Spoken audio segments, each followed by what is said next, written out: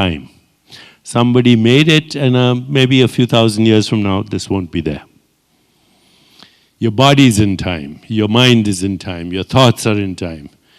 But the I in which the experience is happening is not in time. So we go back to very fundamental teachings of the wisdom traditions that say the causes of human suffering are 5. Just 5. Human suffering we're talking. Number 1, not knowing who I is. Number 2, grasping and clinging at something that can't be grasped or clung to. How can you grasp to something that is a ceaseless activity? It's like trying to grasp the air, the breeze. So the second cause of suffering is grasping and clinging at something that cannot be clung to. The third cause of suffering is being afraid of impermanence. It's another way of saying the same thing. The fourth cause of suffering is identifying with a false, constricted, habitual self that we call the ego, because we're going to go back to where is I in a moment. And the fifth cause of suffering is the fear of death. Renee, you can show that slide. So in the teachings of the wisdom traditions, Vedanta, where all our meditation practices come from, these are called the 5 kleshas, the 5 causes of human suffering. Klesha is a Sanskrit word that just means human suffering.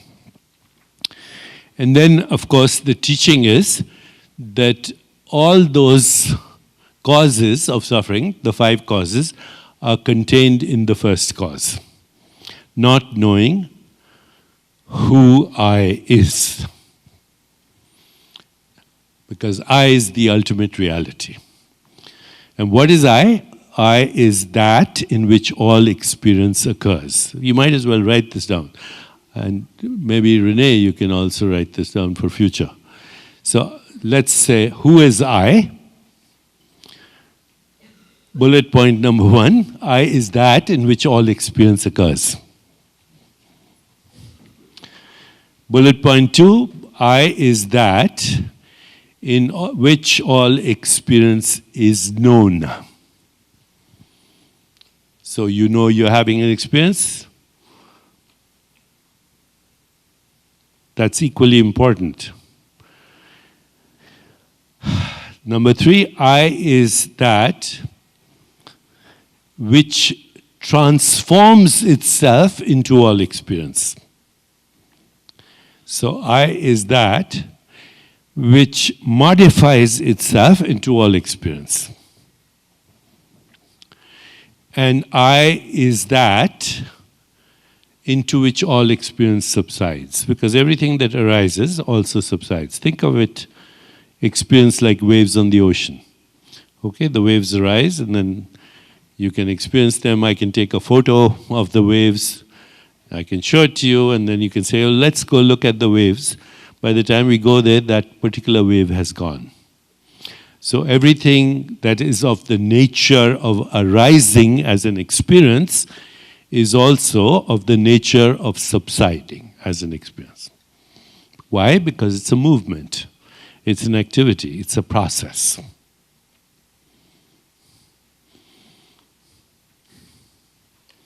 Let's go back to these 4 or 5 bullet points. I is that in which all experience occurs, by experience being mental and physical, perceptual. I is that in which all experience occurs. I is that in which all experience is known. I is that which modifies itself. That's a tough one, but I'll explain it to you. I is that which modifies itself as all experience. And I is that in which all experience subsides.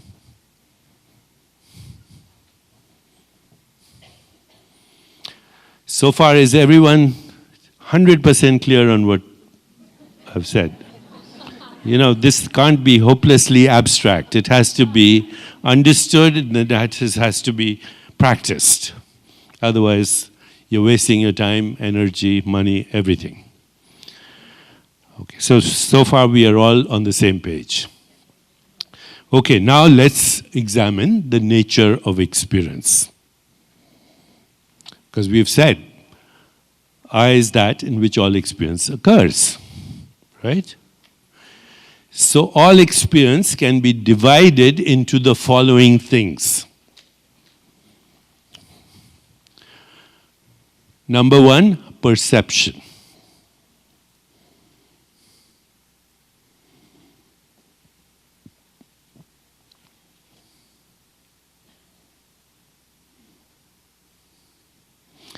Furthermore, we can divide perception into other things. So, perception of sound, perception of form and color, of shape,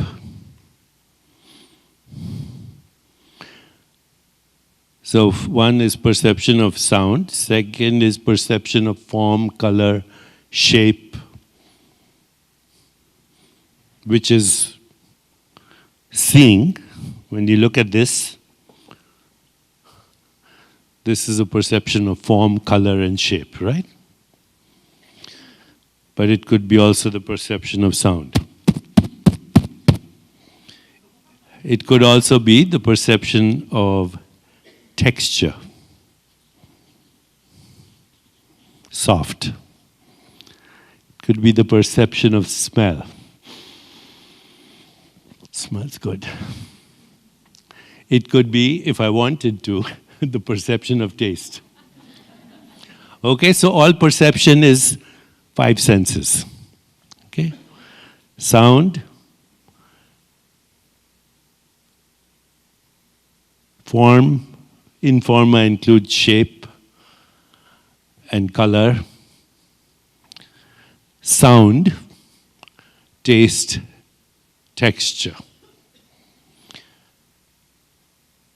So experience is perception. What else is experience? Experience is how we interpret that perception. And what is that? That's a thought. The interpretation of a perceptual experience is a thought.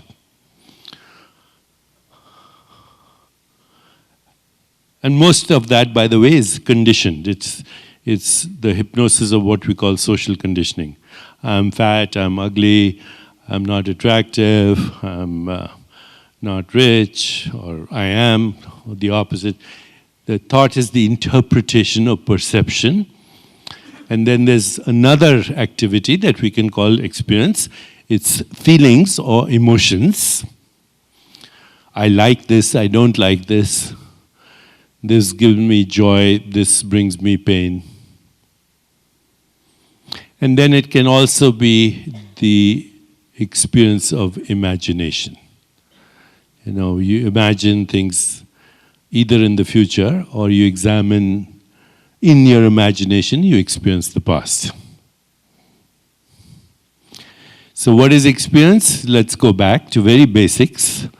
It's perception, it's thoughts, it's emotions or feelings, and it's imagination.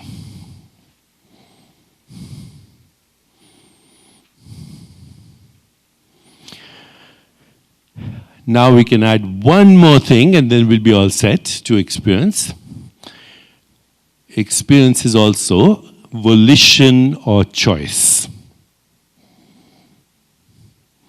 So you have made the choice right now to be here.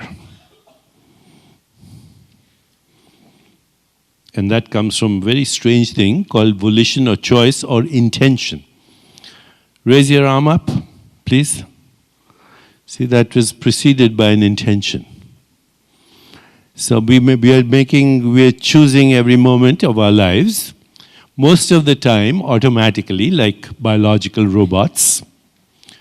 But every choice that we make in every moment of time also determines what we will experience as perception and thought and imagination.